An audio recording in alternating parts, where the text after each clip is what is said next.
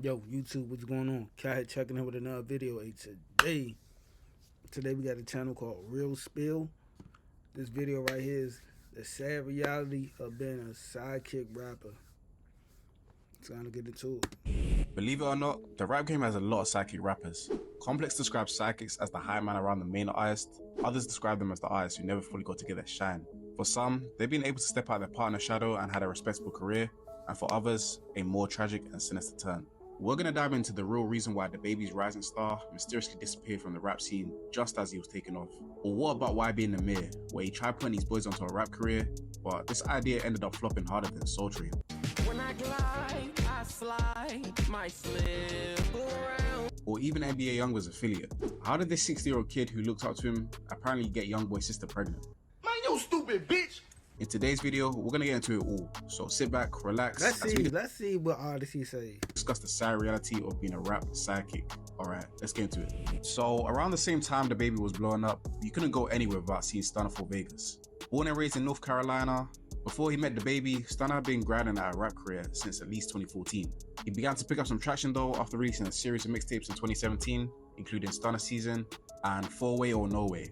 And this collection helped him to grow a local buzz. During these times, he was doing shows for as little as $200, and I guess DaBaby noticed how hungry Stunna was and decided to change his life forever. Back then, DaBaby was also just another rising star out of North Carolina, after going big when he released his album Baby on Baby with the song Shook. Though DaBaby signed to Interscope, DaBaby started his own establishment, $1 Billion Baby Entertainment. DaBaby wasn't only getting attention from his single, but also after killing a man in Walmart in 2018, but cleared up all charges out of acting out in self-defense. And it was situations like this with DaBaby's wild behavior that ultimately affected not only DaBaby's career, but Stunna's too. Even though DaBaby respected Stunna's grind and hustle, he wasn't giving out no free handouts. DaBaby treated him like a regular and still charging for that feature. It's just about business, done, Ned. After working on a couple tracks, they formed a solid relationship where DaBaby practically took him under his wing. The song Animal was released, and after going viral, gaining 60 million views on YouTube, Stunna became a recognized face on the rap scene. With this new success, DaBaby pushed him to release even more new music. He eventually signed him to his label, but since DaBaby was signed to Interscope Records, they had to break Stunna a deal too. And DaBaby wasn't playing around, he was standing on business heavy, making sure Stunna got paid nicely too. And he did, and maybe too nicely, because with this newfound fame and money, Stunna was becoming cocky and reckless, causing unnecessary altercations at shows, so much so that the police had to stop him from performing in certain areas.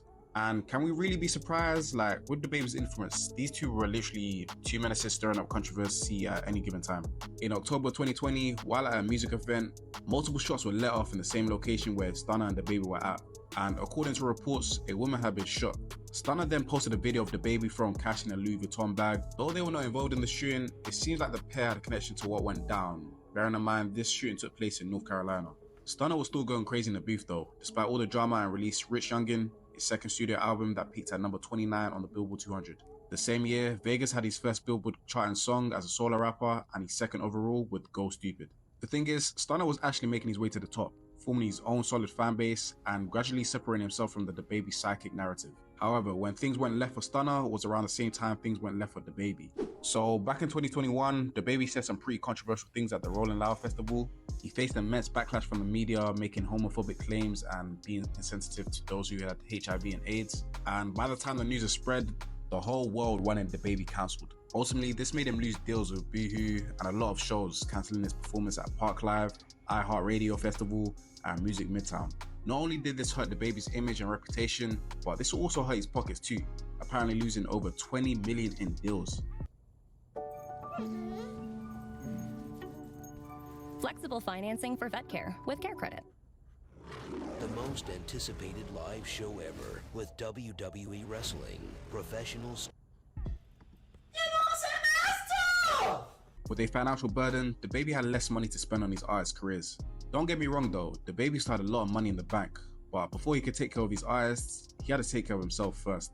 And with Stunna standing right next to him, the reputation of DaBaby definitely would have impacted him too. And who wants to be associated to the person everybody doesn't like? It'll make you look bad too, right? In the end, Stunna had to protect his own bag and let Stunna and DaBaby go in their separate ways. DaBaby also had to let go of his other artists he signed to $1 Billion Entertainment and said he's never signing another artist again. Gee, well, you know what? I'm tired of your presence. Dismissed. The sad truth is, DaBaby was the driving force to Stunna's success, and without him, he became a forgotten artist. With the added factor of the recklessness and cockiness he was involved in, he knew it was time to step back from the spotlight. Seeing myself like getting a big hit, I seen myself doing shit I wouldn't normally do, like I'm following niggas that ain't have as many followers as me, like shit that didn't matter. I wasn't the one creating this narrative either, but I'm just saying, like, I just seen myself doing a bunch of lame shit that I would never do. Like, I'm like, man, I need to step back. Like going to the one way every day, hanging with the bros. Oh God, nigga went and going to the studio. Or So you took like a self-reflection type thing. You hell realized yeah. that there was It wasn't just like me saying, oh, I'm tired of everybody. It was like, Though a rapper who never even got the chance to have a spotlight is all thanks to YB and Namir. You see, the YB and Namir crew is a clear example that just because that one kid in the friendship group says let's start a rap career, doesn't actually mean you should. While YB and Namir, Almighty J and Cool Day were blown up through 2017 to 2018, if you wasn't getting distracted by all the prop guns in the music videos, you definitely noticed the curly haired white boy on the sidelines. From the very start, it was always hard for people to take the YBN group serious, mainly due to how they met over GTA 5 online, rapping about gang activities. Plus, they all look like they were no older than 12 years old. So this is YBN Manny, and is apparently YBN Namir's first cousin, and decided to put him on to rap. To be fair, the YBN group seemed promising at first. They had a growing buzz and didn't seem to be stopping anytime soon. But like any rap group, it was only a matter of time before they ran into individual clashes. YB and Namir seemed like he put more effort into boosting his friends' careers rather than his own rap career. Instead, he took the route of posting pictures of his girlfriend all day on IG. Namir helped Manny kick off his first tune, Manned Up, in 2018, and it's actually a pretty decent track, but after this, he stopped making music. Like, literally, this is his only song until like 2020. Initially, everyone was surprised to see him make music. Like, just look at these comments. And the main reason why no one suspected him to make music is because no one really cared. During the height of YBN, everyone was focused on Almighty J, Namir and Cool Day. With him getting overshadowed, he probably felt like there was no place for him being one of the main members. Because simply put, it was like this: YB and Namir was the leader of the group, the boss nigga, Almighty J was the cocky and wild one, whilst Cool Day was the calm lyricist. And it's likely why the group split in the first place. Cool Day started doing his own thing and gained success with it. Then after the rumors came out about the group splitting, when Cool Day dropped YBN from his name. As for Namir, he was hurt by this and he dropped less music, and when he did, we got shit like this.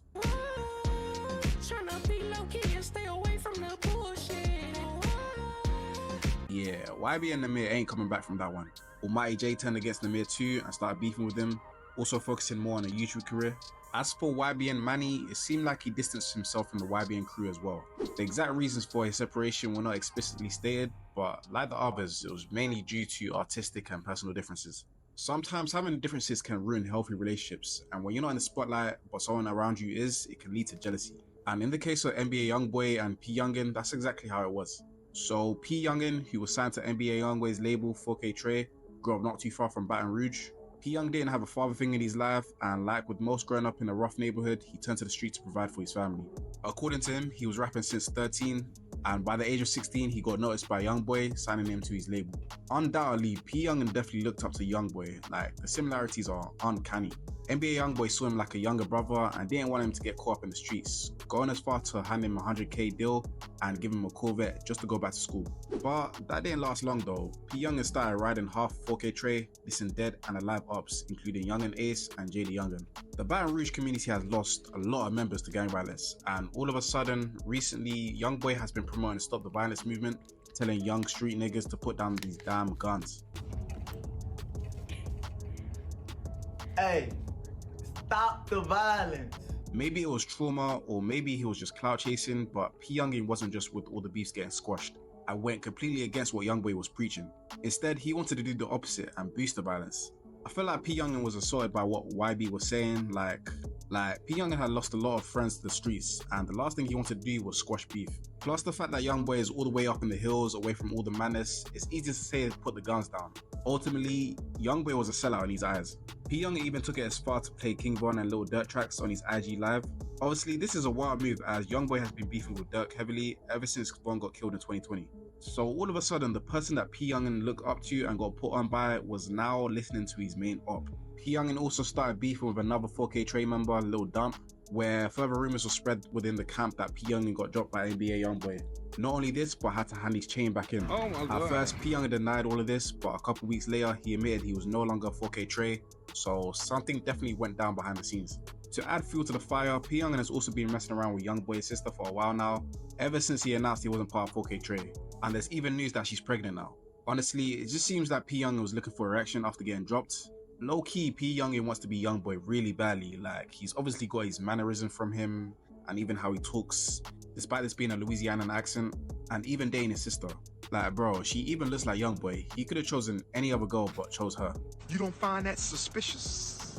With these stories here is a key reason why carving out your own identity is important in the music industry. The rap industry is competitive, and you never want to be second best, especially when you have a massive potential. These artists face the unfortunate reality of being in the background, showing that others' personal conflicts and industry struggles can spill on over to you. Anyways, that's it from me. If you enjoyed the video, go ahead and hit that like and subscribe button. If you want to see this channel